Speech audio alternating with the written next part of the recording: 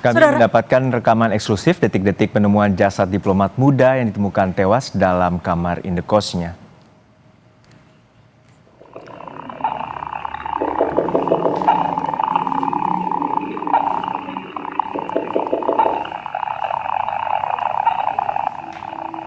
Inilah isi rekaman CCTV dua pria yang berada di depan kamar korban. Dengan tenang, dua pria di depan kamar korban mencoba menelpon dan beberapa kali mengetuk pintu kamar untuk mengecek keberadaan korban.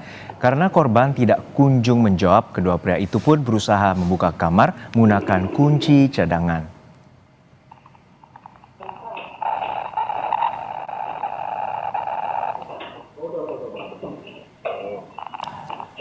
Namun saat pintu terkunci rapat, alhasil salah seorang pria yang diduga menjaga indekos dengan mudah mencongkel jendela lalu membuka pintu dari dalam kamar. Polisi menyebut korban dibuka setelah sang istri yang berada di Yogyakarta menghubungi penjaga indekos sebab korban tidak bisa dihubungi.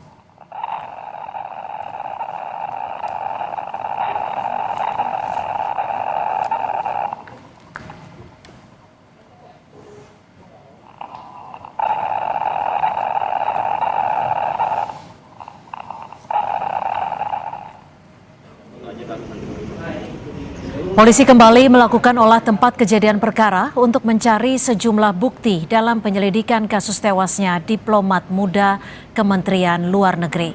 Dalam olah TKP lanjutan ini, polisi melakukan proses identifikasi terhadap sejumlah barang milik korban di kamar indekosnya.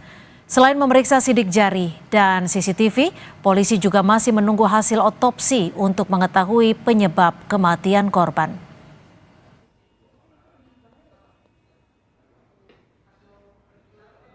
Kita akan lihat hasil otopsi, ya. Kemudian kita akan lihat juga medical record beliau korban, ya kan. Kemudian kita akan cek juga ahli forensik terkait ke beliau dan lihat di dalam sendiri kan gitu. Akan satukan, akan kita padukan dengan hasil otopsi. Apakah obat-obat ini minum atau gimana kan gitu kan? Siapanya udah ketahuan belum Pak? Belum, masih diproses. Universitas Gadjah Mada meminta agar kasus kematian seorang diplomat muda Kementerian Luar Negeri Arya Daru Panguyunan diusut tuntas. UGM menilai kematian alumnus program studi ilmu hubungan internasional UGM itu tidak wajar. UGM menyampaikan duka cita dan belasungkawa atas kematian salah satu alumni Visipol terbaik.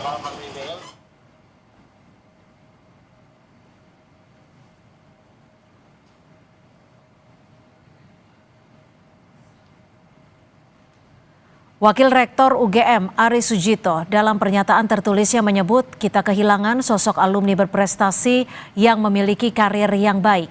Kami berharap meninggalnya almarhum yang nampak tidak wajar perlu diusut tuntas demi kemanusiaan dan tanggung jawab perlindungan negara pada warganya.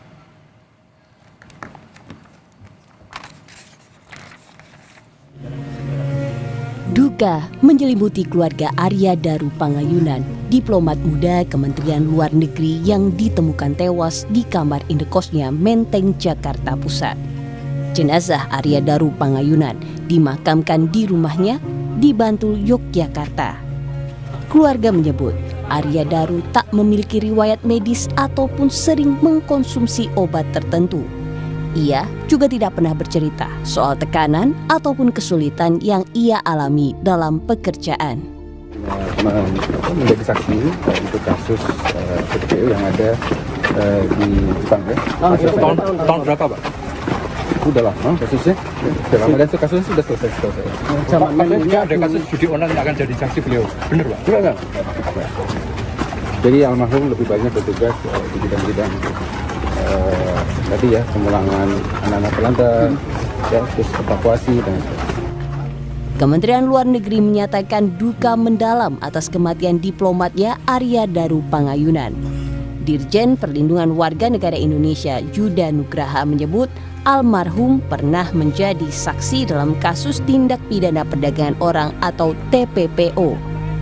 Namun, terkait penyebab kematiannya masih harus menunggu penyelidikan polisi. Sekali dua kali nih Mas, namanya stres itu kan kita tidak pernah tahu.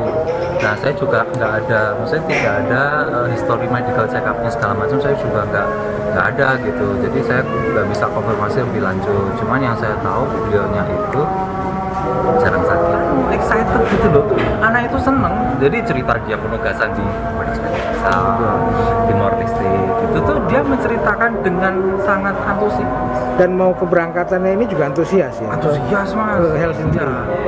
Iya, antusias betul. Cerita. Arya Daru Pangayunan mengakhiri tugas sebagai diplomat muda di Kementerian Luar Negeri setelah ditemukan tewas tak wajar di kamar indekosnya Menteng, Jakarta Pusat. Penemuan jasad Arya Daru berawal dari kecurigaan sang istri yang sulit menghubungi korban. Arya Daru Pangayunan dikenal sebagai diplomat muda berprestasi. Terakhir, ia dipercaya menjabat sebagai diplomat ahli muda Direktorat Perlindungan WNI Kementerian Luar Negeri. Tim Liputan, Kompas TV. Ada sejumlah kejanggalan dalam kematian diplomat muda Kemlu yang ditemukan tewas terlakban di kamar indekosnya. Bagaimana penyidik harus mengusut hal ini? Kita bahas bersama mantan Kabar Reskrim, Komjen Purnawirawan Ito Sumardi. Selamat petang, Pak Ito. Terima kasih sudah berkenan untuk bergabung di Kompas Petang. Pak Ito, ini kan kita tadi sudah menayangkan bagaimana CCTV awalnya jasad diplomat muda ini ditemukan. Apa yang bisa Anda baca dari rekaman CCTV ini? Yang pertama mungkin CCTV itu kan hanya merupakan satu alat bukti pendukung ya. Tapi yang paling menentukan ini adalah dari hasil pemeriksaan forensik. Jadi di sini kedokteran forensik, Mbak, itu adalah bagaimana menentukan penyebab yang bersangkutan meninggal dan waktu yang bersangkutan almarhum itu meninggal. Kemudian yang kedua adalah jejak digital. Nanti tentunya polisi akan menelusuri jejak digital baik dari percakapan atau komunikasi almarhum. Kemudian yang ketiga, kalau kita lihat di TKP kan saya mendengar dari teman-teman penyidik bahwa tidak ditemukan sidik jari lain, tapi itu kan baru informasi awal. Jadi akan sangat terlalu dini kalau kita mengatakan penyebab kematian. Yang jelas yang bersangkutan itu kan meninggal dengan tubuhnya ada di mukanya dilakban, kemudian diselimuti dengan selimut ya. Kemudian juga tentunya dari CCTV itu kita lihat apakah memang ada gambar-gambar lain ataupun adegan-adegan lain selain dua orang yang masuk ke ruangan ke tempat tersebut. Nanti akan dikaitkan kapan yang bersangkutan itu masuk dan kapan istrinya itu mencoba menghubungi yang bersangkutan.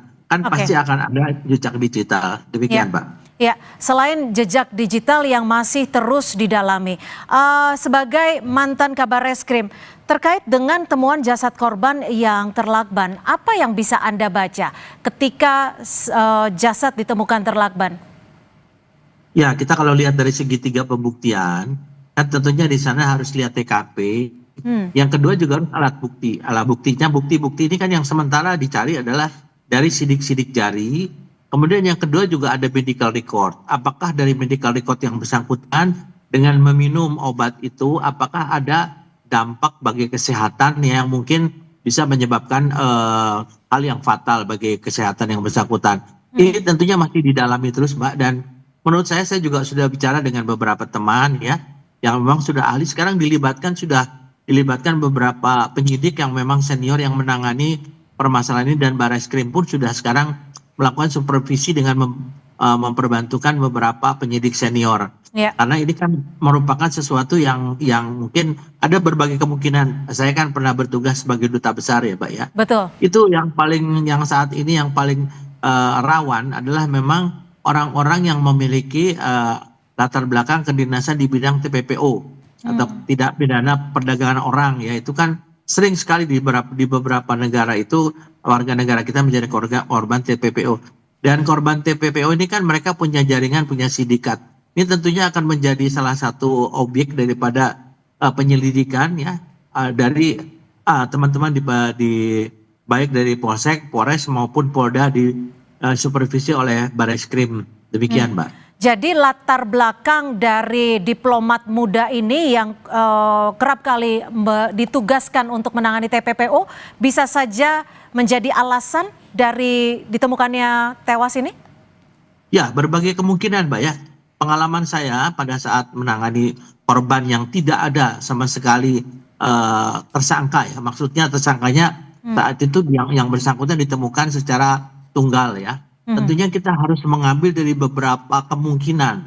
Salah satunya dari profesi yang bersangkutan. Nanti dia akan ditelusuri ya, tentunya akan bekerja sama dengan Kementerian Luar Negeri dan kasus-kasus yang sudah ditangani. Saya yakin bahwa teman-teman penyidik itu mereka juga menelusuri bahwa latar belakang penugasan yang bersangkutan kira-kira dengan siapa saja pernah terlibat, ataukah dengan organisasi-organisasi daripada TPPO ini siapa saja, pasti itu salah satu juga. Tapi yang paling utama di sini adalah bagaimana hasil uji forensik ya, baik kedokteran forensik maupun digital forensik.